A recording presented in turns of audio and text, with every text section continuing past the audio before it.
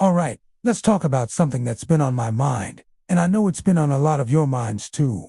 This whole situation with the Epstein list, the documents, the names. It feels like we're watching the final act of a very dark play. But I'm going to share my opinion, my theory on what's really going on behind the curtain. I call it the Epstein glue theory, because I believe this whole operation was designed to be the glue that held a very specific, sinister plan together. A plan to trap the world's most powerful and corrupt individuals. From my perspective, this Epstein affair wasn't just about one sick man's depravity. It was a sophisticated, systematic operation, a honey trap of unprecedented scale, engineered to ensnare the elites. We're talking about the people who are greedy, sick in the head, and more than willing to burn the world down just to build their own twisted paradise on the ashes. These are the individuals who pull the strings from behind the scenes, the ones who believe they are above the law, above morality, and above all of us. Epstein, in my view, was a key player, a central node in a network of high-powered groups. He was their tool, their master recruiter of the compromised. The plan, as I see it, was diabolically simple, yet terrifyingly effective. It had two main objectives. First, to identify and neutralize anyone who stood in the way of their agenda. Think about it.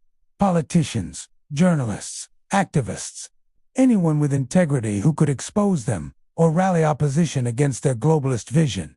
They needed to be silenced, discredited, or removed. The second objective, and this is where the island comes in, was to entrap those who could be useful pawns. They didn't want just any allies. They wanted allies who were fully compromised, people who could be controlled through blackmail.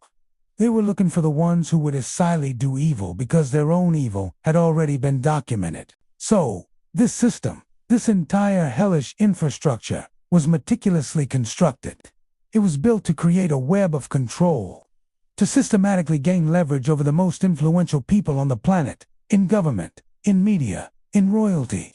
The goal was to build a world order where they held all the cards, where every major decision made on the global stage would ultimately serve their agenda. They were building a prison for the world, and the bars were made of blackmail, corruption, and fear. This was their path to systematically controlling the world, a new world order built not on ideology, but on shared guilt and depravity. It was meant to be the ultimate checkmate against humanity, but then something happened. Their perfect, monstrous plan got disrupted. It went off the rails. And what's fascinating is that it wasn't disrupted by who you might expect. It wasn't the red guy, the one figure who has been the most vocal and prominent opponent of this globalist cabal. No, the disruption came from within their own ranks, or at least from a group that was supposed to be on their side.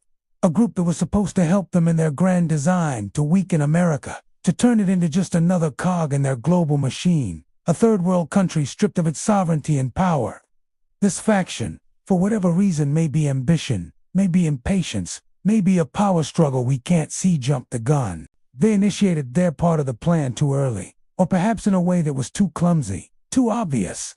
This premature move created a crack in their carefully constructed facade. It exposed a vulnerability, a seam in the fabric of their conspiracy. The controlled demolition they had planned for society started to look like an uncontrolled explosion. The chaos they intended to manage spun out of their grasp. This internal betrayal or miscalculation threw the entire timeline into disarray. The gears of their machine started to grind, and the whole dark enterprise began to shudder and shake, threatening to collapse under the weight of its own internal contradictions and the premature actions of its supposed allies. And this, right here, is where things get really interesting. This is the part that, in a dark and twisted way, is almost funny to watch unfold. My thought is this: the true masterminds, the architects of this whole system, now see that their original plan is in shambles. The web of control is fraying. So, what do? They pivot, they adapt. And I think their new strategy is to allow a certain level of chaos to break the system they can no longer fully control. I believe they are going to let the red guy go. They'll let him run, let him win, let him break the very system they created. Why? because they know the current legal and political structures are a joke. They know that even with all these names out, none of the truly powerful figures are going to see the inside of a real prison cell. They'll get a slap on the wrist, a fine, a quiet settlement. The system is designed to protect them. So, the architects of this mess will use the public's outrage over this lack of justice as fuel. They'll let the red guys seem like the only solution, the only one who can truly drain the swamp. They'll let him go and break the system, because a broken system is better for them than a system that is turning against them. They're willing to sacrifice the board to start a new game, and that is when some truly wild things are going to happen. When the illusion of justice is shattered for everyone to see, when people realize that the courts and the institutions will not hold these criminals accountable, that's when the real game begins. The real criminals, the ones whose names might not even be on this list, but who are part of this network, are not just going to sit back. They are going to take revenge. Revenge on the system that failed to protect them, revenge on the rivals who exposed them, and revenge on the public they despise. We will see a level of infighting and retaliation among the elite that we have never witnessed before. It will be a war in the shadows, fought with financial weapons, information warfare, and possibly even more direct, violent means. The fall of the Epstein network won't be the end. It will be the beginning of a new, more chaotic and dangerous chapter. So, as we watch all of this play out, as the news cycles churn and the pundits scream, remember to look beyond the surface. Understand that we are likely witnessing a controlled demolition of a failed plan designed to usher in an even more unpredictable era. The powers that be are playing a long game, and we are the pawns on the board. The most important thing you can do right now is to stay grounded, to keep your faith, and to protect your spirit. Don't let their chaos become your chaos.